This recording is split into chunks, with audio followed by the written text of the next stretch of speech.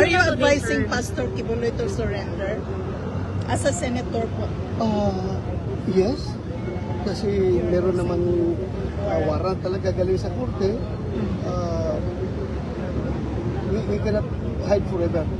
So, Tatlong bagay lamang po yung sasabihin ko. Unang-una po ay kinukumpirma po natin na hawak na po natin si Pastor Kibuloy, si Jacqueline Roy, si Ingrid Canada, si Crescente Canada at si Silva Semanes po. Nakuha po natin yung custody po nila around 5:30 this afternoon at mga bandang 6:30 po ay nilipad po natin sila mula po sa Davao papunta po dito sa Villamor po tayo lumabas. Lumapag po sila ang C-130 lulan po nitong mga nasabing individual at nakakating po sila dito sa Villamor na around 8:30 ng gabi at nakakating po tayo dito sa custodial facility na mga around 9:10 ng gabi po. Sa ngayon po ay nag-undergo po sila ng booking process. Kasama na po dyan yung fingerprint at mugshot at natapos na rin po yung physical and medical examination. At nangyari po itong pangyayari po na ito dahil kanina pong mga bandang 1:30 po ng hapon ay nagkaroon po ng negosasyon para po sa mapayapa po nilang pagsuko dahil binigyan po natin sila ng ultimatum. Nang within 24 hours po ay kailangan po nilang sumuko at nagkaroon po ng negotiation. So ito po ay joint efforts po ng PNP and AFP.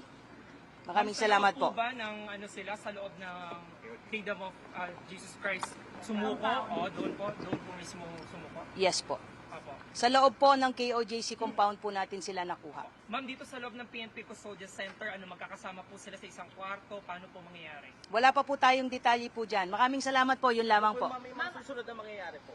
Ongoing po yung processing po ngayon dahil 5 katao po yan, sabay-sabay po silang binubuking po ngayon at na-inspect na rin po sila at nasa maayos naman po silang kondisyon, although some of them based po doon sa medical examination po, medyo mataas po yung BP, but other than that, okay naman po sila at tuloy-tuloy po yung processing po ngayon. Ma'am, which case po sila na binuking po kanina? Lahat po ng kaso at diyan din po nangyari pagdating po nila dito sa custodial ay isinerve po yung warrant of arrest po sa kanila. Kung matatandaan niyo po, 3 kaso po ito. Yung kay Pastor Kibuloy po, yung child abuse po, yung sexual abuse at yung pong qualified trafficking. So binasahan po sila ng mga kaso po nila at nakaharap po ang kanilang abogado po. At pagkatapos po noon ay binasahan din po sila ng kanilang mga Miranda rights at mga kakapatan po. At pagkatapos po noon ay tuloy-tuloy na po yung ginawang proseso. Ongoing po yung proseso po.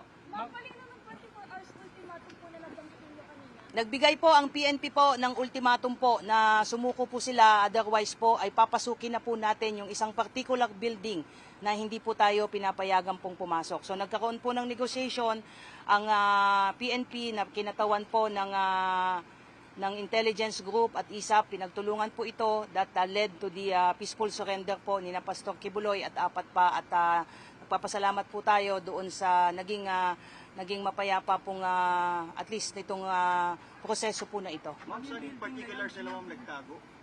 I don't have at liberty to reveal that. Ang importante po sa ngayon ay nasa kustodiya po ng PNP po ito at ang mangyayari po niyan ay bukas po inaasahan po natin na i-return po yung mga warrants of arrest doon po sa mga issuing courts. Particularly dyan po sa Quezon City kung saan nailipat na po yung mga kasong na isampa po natin sa Davao at doon naman po sa RTC 159 po. Ma'am, yung Pero hindi po underground ma'am. Wala pong underground. I don't have any information on that po. Basta importante po ay nasa atin na po yung mga pinaghahanap po. Ma'am, same lang ba yung room na can you give us kung merong aircon, merong ano po paano? Wala pa po, hindi ko pa po nakikita kung saan po silang kwarto po madiditine, but meron na pong plano dahil nga kanina nga po habang ongoing po yung negotiation ay pinagplanuhan na rin po kung saan po silang mga selda po mapupunta. But magbibigay po kami ng additional details as we go along. Definitely Ano ma'am, plano? magkakahiwalay sila. Most Ano po yung likely plano po. ma'am? Ano po yung plano? Ano po yung nakasaad sa plano ma'am? Well, as to the operational details and planning, antayin na lang po natin na Papatapusin lang po na natin yung proseso po. What's important is we just would like to confirm po na nasa custody na po ng PNP sina Pastor Kibuloy at iba pa. Maraming salamat po. Maraming salamat po. Maraming salamat po.